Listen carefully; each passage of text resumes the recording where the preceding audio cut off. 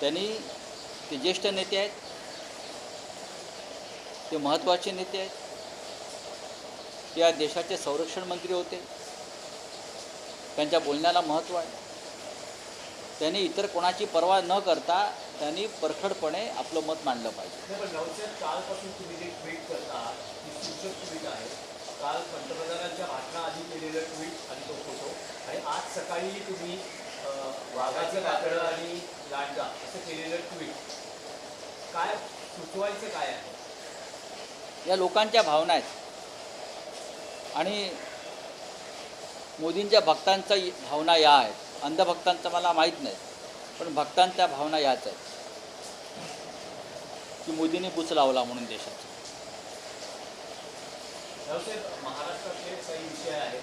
एका बाजूला तुम्ही असं म्हणत आहात की राज ठाकरेंकडून पुढच्या प्रतिसादाची आम्ही वाट पाहतो आहोत, पण आत्ताच राज्यातले उद्योगमंत्री उदय सामंत हे राज ठाकरे यांच्या भेटीला गेलेले आहेत. त्यांचं असं म्हणणं आहे की ते त्या विभागातून जात होते, त्यावेळेस त्यांनी राज ठाकरेंना फोन केला. राज ठाकरेंचे ते त्या वॉर्डाचे नगरसेवक, उदय सामंतच्या वॉर्डाचे नगरसेवक आहेत का शिवाजी पार्कचे? काय शाखा प्रमुख आहेत, सतत त्या रस्त्याने जातात. आम्हाला का रस्ते माहीत नाहीत का? आम्हाला या मुंबईच्या गल्ल्याबोळ माहीत आहे. उदय सामंत नंतर आले या मुंबईत दादरला. शिवसेना भवन आहे तिथे, सामनाचं ऑफिस आहे तिथे, मार्मिकचं ऑफिस होतं तिकडे.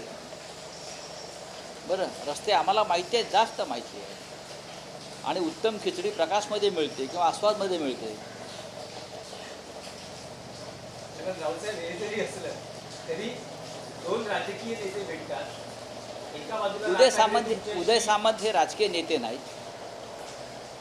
उदय Samant is not the political leader. ते मंत्री आहेत. ते एकनाथ शिंदे यांच्या गटातले एक मंत्री आहेत असं मी मानतो.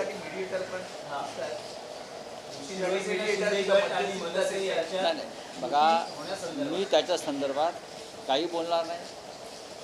हा विषय खुल्या चर्चेचा नाही. राज ठाकरे यांनी एक भूमिका व्यक्त केली होती उद्धव ठाकरे साहेबांसंदर्भात.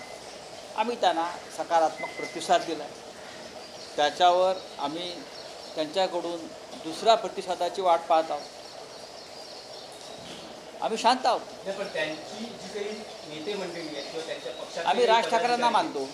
ते असं म्हणतात की त्या मुलाखतीत असा कुठलाही युतीचा, राजकीय युतीचा प्रस्तावच नव्हता. त्यांनी तसं सांगावं. अर्थ वेगळा, तुम्ही अर्थ वेगळा.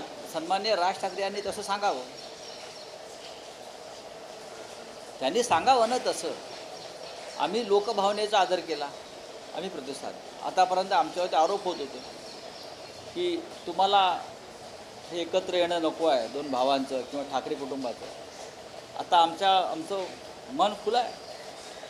आमचं मन प्रभू श्रीरामाचं मन आहे, हनुमानाचं मन आहे, मोकळं मन आहे. अजित पवार, शरद पवार बंद दाराआड चर्चा करताना आतापर्यंत पाहायला मिळाले. काल व्यासपीठावर बऱ्याच वेळा बघा, सरकारी कार्यक्रम, राष्ट्रवादी काँग्रेस आज बैठक आहे. महापालिका निवडणुका आणि दोन गटांनी एकत्र या संदर्भात राष्ट्रवादी काँग्रेस एक आहे आणि त्यामुळे महाविकास आघाडीत काहीशी अस्वस्थता आहे. महाविकास आघाडीमध्ये कोणतीही अस्वस्थता नाही. शिवसेना शिवसेनेच्या मार्गाने चाललेली आहे, काँग्रेसच्या मार्गाने झालेली आहे, शरद पवार त्यांच्या मार्गाने चालले आहेत. महाविकास आघाडी ही निवडणुका विधानसभा आणि लोकसभासाठी निर्माण झालेली एक रचना होती आणि भविष्यामध्ये ती तशीच राहील. प्रत्येकाच्या विचारधारा वेगळ्या आहेत. कशा करता एकाच विचारानं चाललं पाहिजे. शिवसेनेचा विचार वेगळा आहे, राष्ट्रवादी काँग्रेसची भूमिका वेगळी आहे आणि काँग्रेसची भूमिका वेगळी आहे. आम्ही या देशातल्या हुकुमशाहीचा पराभव करण्यासाठी एकत्र आलो आणि ती आमची भूमिका काय आहे. भविष्यात सोबत दिसणार का? नक्की महाविकास आघाडी मजबूत आहे. पवार साहेब असं म्हणतात की आज इंडिया आघाडी सक्रिय नाही, असं त्यांनी थेट मुलाखतीत म्हटले. आम्ही